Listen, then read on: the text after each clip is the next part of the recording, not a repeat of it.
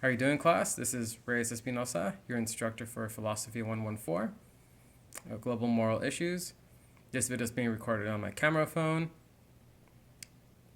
There's a studio on the Purdue campus, and I haven't been able to get there and to reserve it. So hopefully the next videos that you see for your modules will be from the Purdue Studio Lab, but this one is being recorded on my camera phone, just so that you have the official introductory video and module 1 video sooner rather than later. So the first thing is class introductions.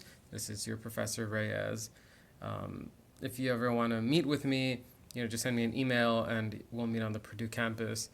I'm also open to doing Skype calls, but obviously regular meetings are fine as well. So the class is structured so that you're able to pretty much just go through, click on the module every 2 weeks and are able to see the assignments. The syllabus obviously has the main assignments, but the modules are the official, they're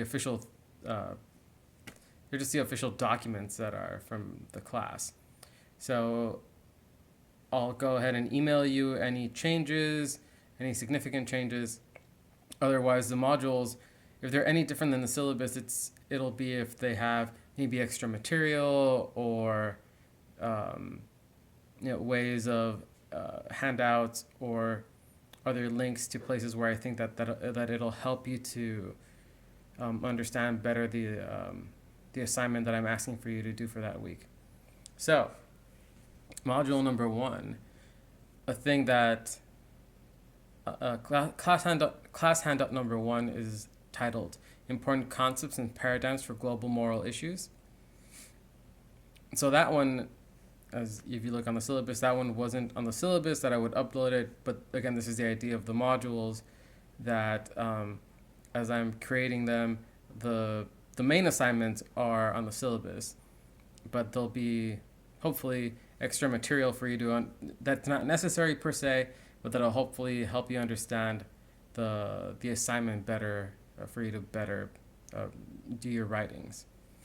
So the important concepts and paradigms handout that you'll find in module 1 has 2 main subheadings, right? The first one is class themes, and the second one is helpful history of science and philosophy background to ethical and moral theories.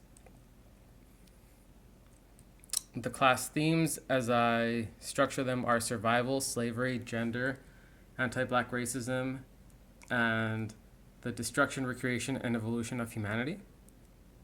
And under the other heading is moral foundations theory, which I'm very heavily influenced by, and so is most of my work. So if you run through the handout here, you'll go ahead and get a good idea of a lot of just how I'm thinking of the class and a lot of the issues that I like to cover. One of the things that I say in the handout is that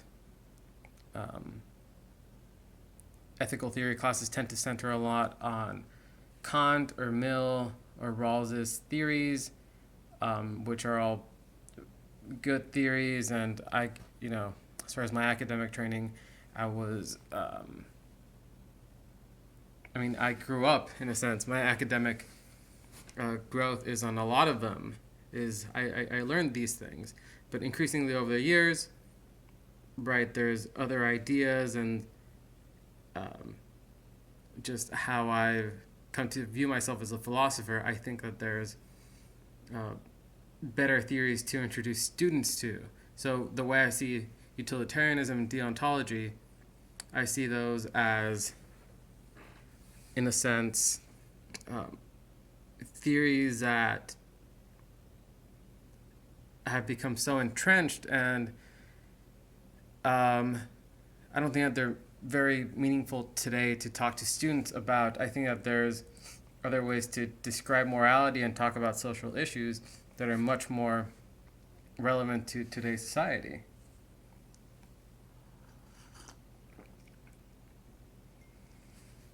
I think that survival and slavery are two concepts that we can talk about that almost transcend these debates from enlightenment thinkers. So when you think of survival, you can apply this thinking, right? A lot of you have discussed survival through evolution. And slavery, you've talked meaningfully about in many of your history classes, I suppose.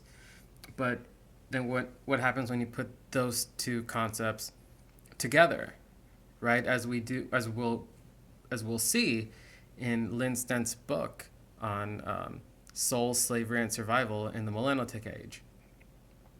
But also just even in the beginning of the class, right? In module number 1, I'm asking you to listen to Cornel West's album, right? Street Knowledge. And it's a fantastic album. I'm a real big fan of it. And I've already seen some of your responses to it and analysis of it, so I appreciate that. That assignment is due this coming Friday. But those two concepts, survival and slavery, I think are underdeveloped in philosophical theories. So I want to explore them with you in this class. Gender and anti-black racism are a little bit more par for the course. There's debates in feminism and in race theory that have talked a lot about these two, but still it is contentious in terms of the academy as a whole, and especially in the contemporary debates in media. So those two, while I don't have an explicit focus on either of them, they transcend a lot of what we are discussing. And then last thing is the destruction, recreation, and evolution of humanity. So if you look at gender and anti-black racism as two ways of identifying humanity, some people say, let's destroy them, right? There's no such thing as gender roles. There's no such thing as race. So then what does that human even look like? Those are debates in posthumanism or futurism or transhumanism. So then what is it? Then we go back to debates on human nature, which human nature would relate to survival and slavery. So we're back to those two central concepts.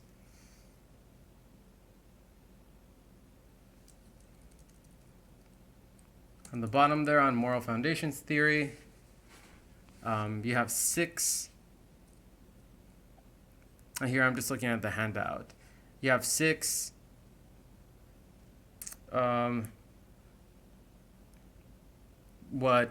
6 ways, 6 dichotomies that especially Jonathan Haidt talks about.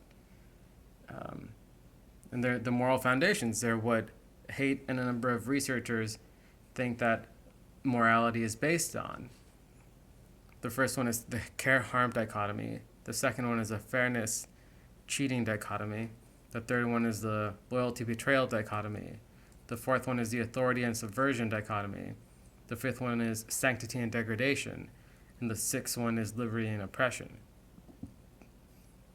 They have a good amount of evidence, or what they think is sufficient evidence, for 1 through 5.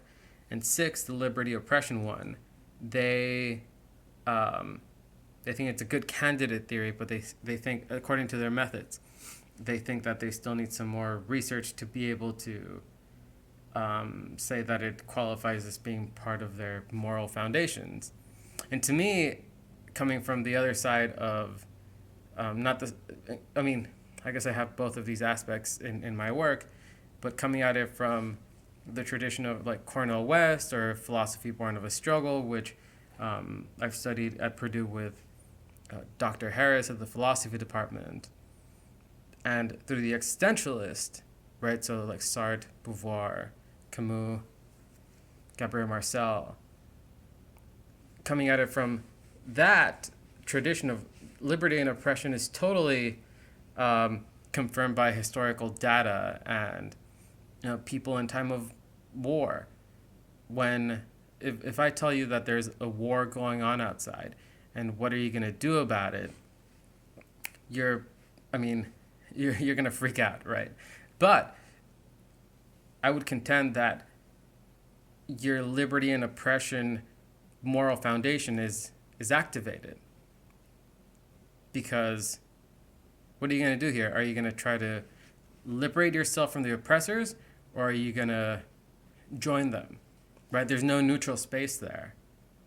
And in the US, we're lucky enough that this moral foundation isn't activated as often or on a daily basis, maybe for some of people. But let's say if you lived in Syria and somebody comes on your door and says, like, are you part of the rebellion or not, right? Or, I mean, there's plenty of places around the world that this still happens. In the USA, you do have a formal army, but it's a volunteer army on the whole, right? There's discussions that we can have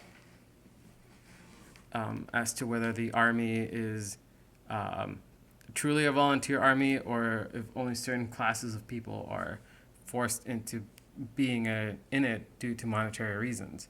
But that would be a discussion for another time. But that would be, I would contend still in the US, that kind of decision, a great part of the population doesn't have to think about. And maybe even throughout humanity, this used to be a bigger issue that people had to contend with. Okay, but those are the six moral foundations that are in the background of a lot of the discussions we're talking about. Because if you look at morality as just a set of concepts, you would be wrong. Morality is a combination of conceptual thinking about concepts, thinking about analyzing certain words, right? And we can theorize about certain facts of the matter. And one of those facts is our brains and our bodies and our societies. So if you look at the empirical data, and that's what Jonathan Haidt's work is in moral foundations theory. If you look at the data, you'll find that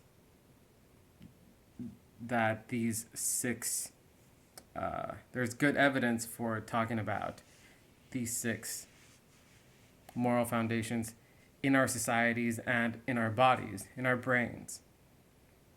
So just as you have other kinds of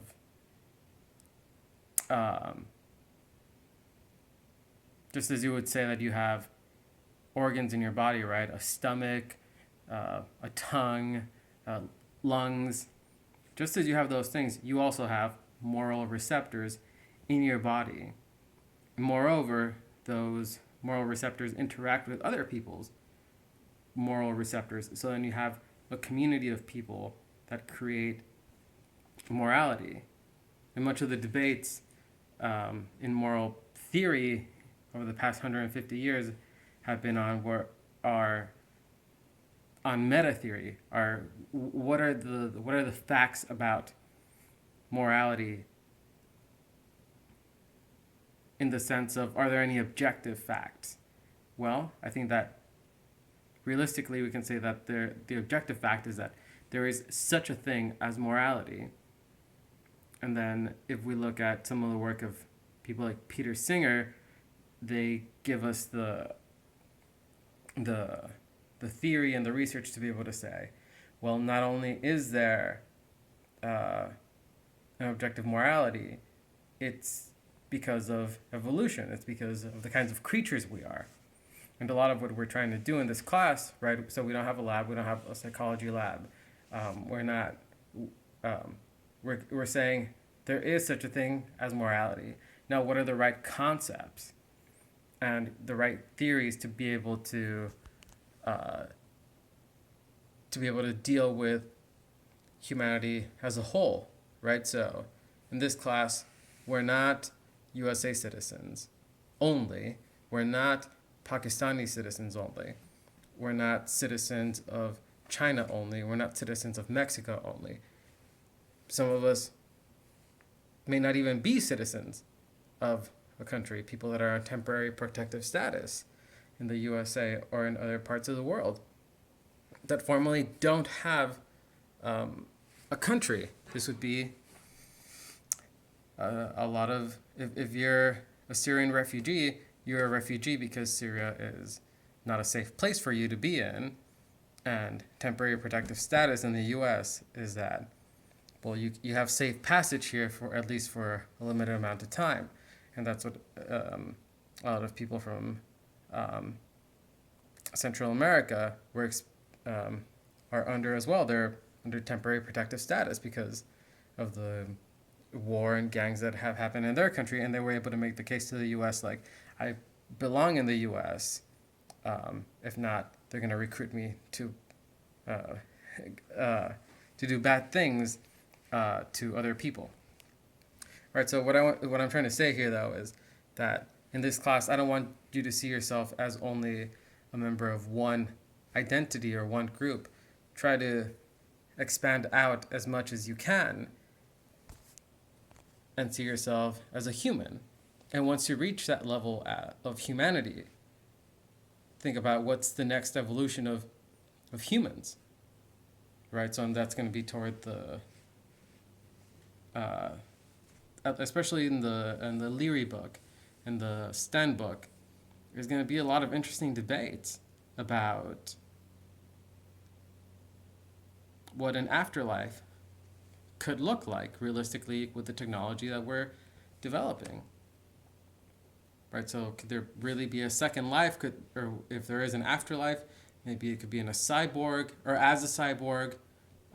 What would happen if your memories were obliterated, your personality persisted? Or also in the books like Copenhagen and God of Hell or the plays, there's going to be talk of essentially weapons of mass destruction. Right? What is a nuclear weapon but a weapon of mass destruction? Or what about secret government programs, as we'll hypothesize in God of Hell, which is one of the late Sam Shepard's last plays. Okay, so I'm going to end it there. I hope you all have a great day, and this served as your introduction. Oh, I guess the last thing is, most of you did great on the terminology rules test or quiz, and the analytical philosophical argumentation quiz as well. There's some of you that didn't do it. So for you, those of you that didn't do it, I told you that I don't accept late work, and that goes the same for the rest of you. If you look at my syllabus, there's a no late assignment policy. And if you do have a late assignment, you have to let me know ahead of time and tell me why.